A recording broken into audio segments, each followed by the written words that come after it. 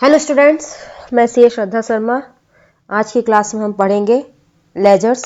पहले दो क्लासेस में हम अकाउंटिंग प्रोसेस में जर्नल एंट्रीज पढ़ चुके हैं, अकाउंटिंग इक्वेशंस पढ़ चुके हैं। अब हम देखेंगे कि कैसे जर्नल से एंट्रीज को पोस्ट किया जाता है लेजर में। सबसे पहले समझते हैं कि लेजर होता क्यों है और लेजर की रिक्वायरमेंट क्यों पड़ी। ठीक है, जर्नल में हम क्या कर रहे थे? Journal is recording of a transaction from a source document, ठीक है, इन अ क्रोनोलॉजिकल ऑर्डर। तो हम वहां पे क्या कर रहे थे? जर्नल में जो भी ट्रांजेक्शन्स हो रही थी, जो भी ट्रांजेक्शन, सेल्स की, परचेज की, एक्सपेंस की, एनीथिंग, हम वो सारी ट्रांजेक्शन को क्रोनोलॉजिकल ऑर्डर में जर्नल में रिकॉर्ड करते चले जा रहे थे। ठीक है, अब जब आप एक ही जगह सभी तरह की ट्रांजेक्शन्स को रिकॉर्ड कर लेंगे तो प्रॉब्लम आएगी। प्रॉब्लम क्या आएगी? आप जब भी किसी तरह का रिजल्ट या परफॉर्मेंस देखना चाहेंगे अपने बिजनेस का, या किसी अकाउंट की डिटेल देखना चाहेंगे, फॉर एग्जांपल आपने एक वीक की बात करती हूँ, for a short span of time आपने बहुत सारी सेल करी और सारी सेल आपने जर्नल में रिकॉर्ड कर ली। अब आप वीकेंड पे बैठे हैं, ये पता करना चाह रहे हैं कि टोटल सेल कितनी हुई। तो ये डिफिकल्ट हो जाएगा आपके लिए कि आप ये पता कर पाएंगे आपकी सेल कितनी हुई, बिकॉज आपकी जो भी सेल है वो क्या है, जर्नल एंट्रीज के फॉर्म में रिकॉर्ड है। आपको एक एक करके जोड़ना पड़ेगा। ठीक है, तो इस प्रॉब्लम को ओवरकम करने के लिए उसका ग्रुपिंग एंड क्लासिफिकेशन रिक्वायर्ड था। लेजर वही काम करता है। तो लेजर क्या है? Ledger is classification and grouping. ठीक है, कैसे करते हैं? By preparing account. अकाउंट को प्रिपेयर करके हम उसको क्लासिफाई और ग्रुप करते हैं। राइट, तो ये लेजर है। In a simple word, ledger क्या है? क्लासिफिकेशन एंड ग्रुपिंग, ये लेजर है। राइट, ओके, चलिए आगे बढ़ते हैं। क्या लिखा है? After recording transaction in journal, entries are classified and grouped by preparing accounts. ठीक है, एक बुक जिसमें सारी अकाउंट्स इन्वॉल्व होते हैं उसको हम लेजर कहते हैं। और लेजर क्या होता है? आपका प्रिंसिपल बुक ऑफ एंट्री होता है। ये एक इंपॉर्टेंट चीज है एमसीक्यू के पर्सपेक्टिव से। राइट, लेजर क्या है? आपका प्रिंसिपल बुक ऑफ एंट्री है। ठीक है, अब ये spaceman is nothing but a format. ये क्या है? फॉर्मेट है। किसका? लेजर का। कि लेजर का फॉर्मेट कैसा होना चाहिए। आप जनरली जो कॉमर्स बैकग्राउंड से हैं उन्हें पता होगा कि हम ऐसे टी अकाउंट बनाते हैं। ठीक है ना, ये वही है। देखो, ये इसकी डेबिट साइड है, ये इसकी क्रेडिट साइड है। याद रखना, left side is the debit side, right side is the credit side. यही कस्टम हम फॉलो करते आए हुए हैं इन अकाउंट्स।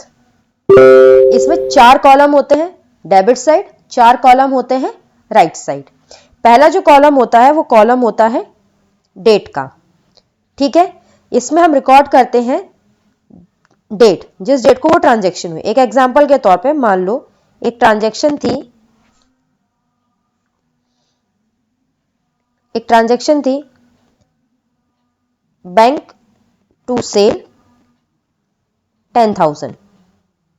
ठीक, ये ट्रांजेक्शन थी, इसको रिकॉर्ड करना था और ये ट्रांजेक्शन हुई थी जनवरी 5 को। ठीक, तो हम क्या करेंगे? यहां पे हम डेट नोट करेंगे। क्या करेंगे? मान लो ये आपका जो अकाउंट है दैट इज बैंक अकाउंट ना, एक एग्जांपल है। कैसे हम ट्रांजेक्शन को रिकॉर्ड करेंगे? तो ये जो जनवरी 5 है, यहां पे हमारी क्या आ जाएगी? डेट आ जाएगी।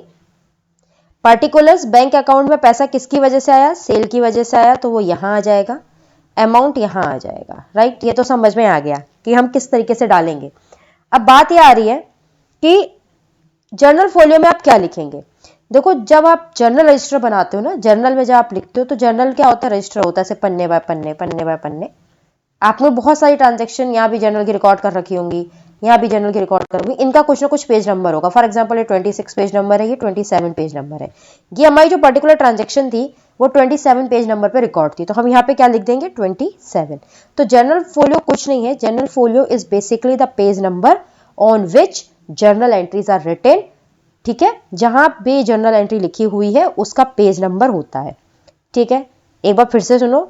डेट में आएगा ट्रांजैक्शन डेट, पर्टिकुलर्स में किसकी वजह से वो अकाउंट डेबिट या क्रेडिट हो रहा है उसकी डिटेल, जर्नल फोलियो वो पेज नंबर जहां पे वो जर्नल एंट्री लिखी हुई है जहां से आप इसको पोस्ट कर रहे हो लेजर अकाउंट में, और अमाउंट में जितने की भी वो ट्रांजैक्शन है।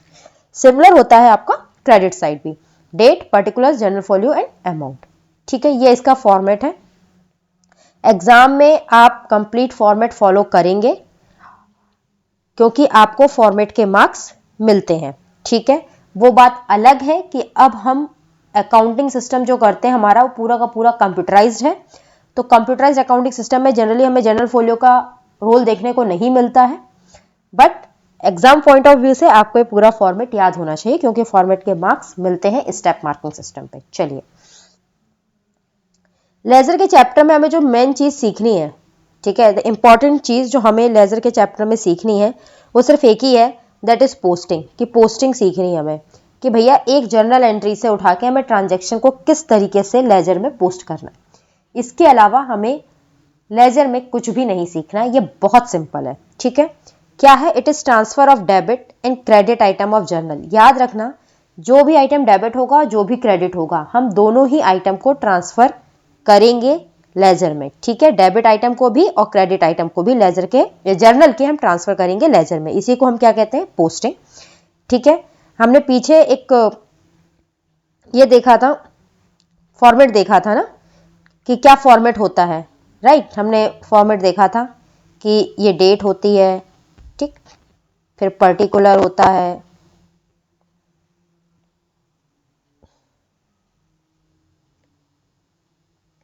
फिर पर्टिकुलर होता है, फिर आपका जर्नल फोलियो होता है और फिर आपका अमाउंट होता है, राइट?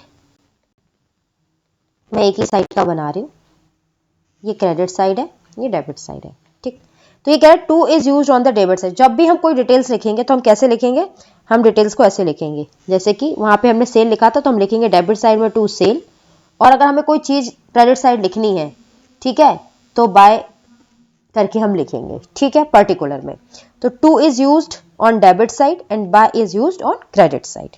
ठीक है, अच्छा, credit balance is written on debit side and debit balance is written on the credit side. अच्छा, बैलेंस के बारे में क्या है, एक बात बताओ, मैं पूरा फॉर्मेट हटाती हूँ और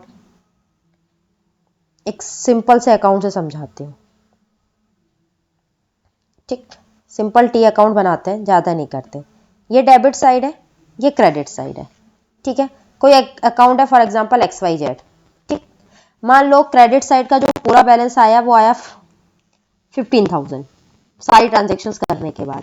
ठीक, और इसका जब आपने डेबिट साइड का टोटल कर रहे हो तो वो मान लो वो टोटल हो रहा है 14,000 अप्रॉक्स का। ठीक, अब देखो 1,000 का है ना, 1,000 से क्या है, क्रेडिट साइड ज्यादा है और डेबिट साइड 1,000 से कम है, तो यहाँ पे जो भी बैलेंस आएगा बाय 1,000, ये जो बैलेंस है ये कौन सा बैलेंस है? क्रेडिट बैलेंस है। और क्रेडिट बैलेंस क्यों है? तो क्रेडिट बैलेंस इसलिए क्योंकि क्रेडिट का टोटल ज्यादा था। लेकिन देखने वाली बात क्या है, क्रेडिट का टोटल ज्यादा था, क्रेडिट बैलेंस है, लिखा किस साइड है? डेबिट साइड है। तो हमेशा याद रखना, क्रेडिट बैलेंस किस साइड लिखा जाता है? क्रेडिट बैलेंस लिखा जाता है डेबिट साइड और डेबिट बैलेंस लिखा जाता है क्रेडिट साइड। और जब भी हम ये बैलेंस लिखते हैं तो हम लिखते हैं क्या है? Balance carried down. ठीक है, तो इधर में क्या लिखेंगे? To balance carried down, right? ये लिखेंगे। नेक्स्ट ईयर में जब आप XYZ अकाउंट को बनाओगे तो क्या करोगे? XYZ अकाउंट जब नेक्स्ट ईयर बनेगा तो ये जो तुम्हारा बैलेंस कैरिड डाउन आया था इसको तुम क्या लिखोगे? इसको तुम लिखोगे by balance brought down, right? क्योंकि क्रेडिट बैलेंस था तो आप किस साइड लिखोगे? क्रेडिट साइड लिखोगे, to balance by balance brought down, right? एक बात हमेशा याद रखना, तो हाँ, बताने वाली बात ये थी, जब ईयर एंड पे आप किसी अकाउंट को बैलेंस करते हो तो जो वर्ड यूज होता है दैट इज कैरिड डाउन, और जब ओपनिंग बैलेंस में वही बैलेंस को लेके आते हो तो लिखते हो ब्रॉट डाउन। ठीक है, आपके रियल अकाउंट और पर्सनल अकाउंट को ही बैलेंस किया जाता है और उनके बैलेंसेस को बैलेंस शीट में ट्रांसफर किया जाता है। आपके जो नॉमिनल अकाउंट्स होते हैं, याद रखना, आपके जितने भी नॉमिनल अकाउंट्स होते हैं वो अकाउंट्स को बैलेंस नहीं किया जाता। नॉमिनल अकाउंट्स यानी फिर से बता देती हूँ, रेवेन्यू एंड एक्सपेंस के अकाउंट, इनका टोटल किया जाता है और टोटल करके P&L में ट्रांसफर कर दिया जाता है। इनको बैलेंस नहीं किया जाता, सिर्फ और सिर्फ रियल एंड पर्सनल अकाउंट को ही बैलेंस किया जाता है। ठीक है। चलिए एक एग्जांपल से समझते हैं। प्रिपेयर करना है एक stationery account of a firm for the month of January 2022 duly balanced off from the following details. ठीक है।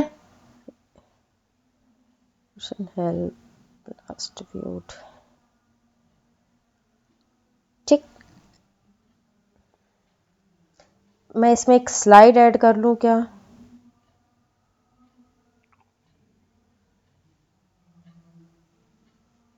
चलो। स्टेशनरी अकाउंट बनाना है फर्म का for the month of January 2022 duly balanced off from the following details. Inventory दी है stationery, inventory of stationery दिया है 480, ये ओपनिंग बैलेंस है, राइट, ये ओपनिंग बैलेंस है।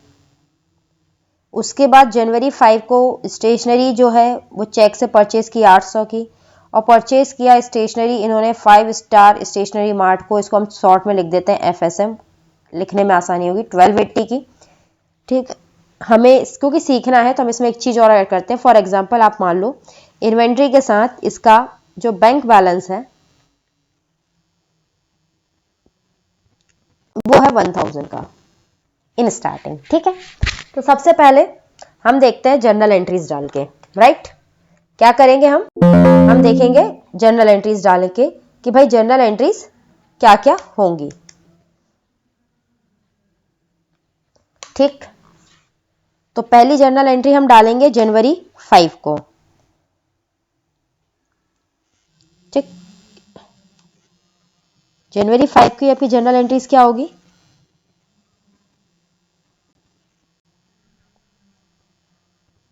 Stationery account debit to bank, ठीक, 800 800।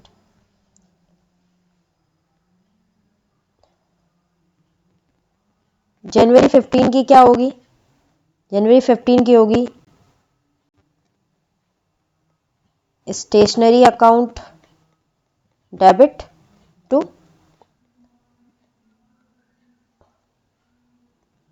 FSM 1280। ओके, चलिए अब सबसे पहले तो हमें क्लासीफाई करना है। तो देखो इसमें अगर तुम देखो तो कितने तरह के अकाउंट्स बन पाएंगे, उसके बाद हम ट्रांजैक्शन को ग्रुप करेंगे। ध्यान से देखना, तो यहाँ पे कौन कौन से अकाउंट बन रहे हैं। यहाँ पे एक बन रहा है स्टेशनरी अकाउंट 1, एक बनेगा बैंक अकाउंट 2, एक बनेगा FSM अकाउंट 3। कितने अकाउंट बन रहे हैं? 3 अकाउंट बन रहे हैं। ठीक है, तो क्वेश्चन ने तो मांगा स्टेशनरी अकाउंट, तो सबसे पहले अपन बनाते हैं स्टेशनरी अकाउंट। ठीक है, उसके बाद बनाते हैं बैंक का अकाउंट और FSM का अकाउंट। ठीक है,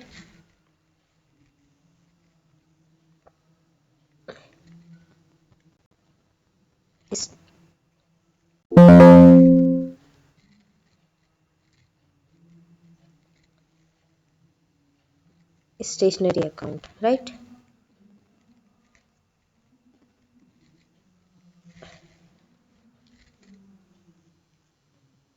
जनवरी 1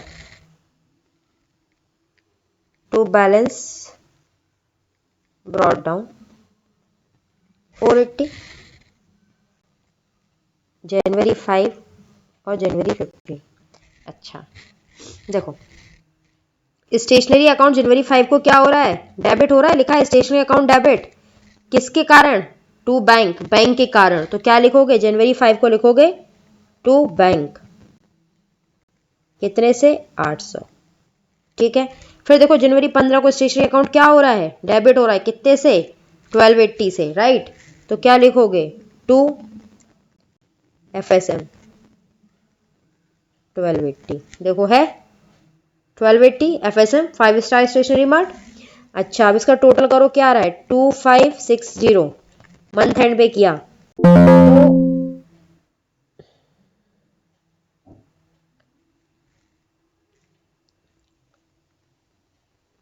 जनवरी 31 क्या हो जाएगा? By balance carried down. जब ईयर एंड पे करते हैं, मंथ एंड पे करते हैं, तो यही होता है 2560।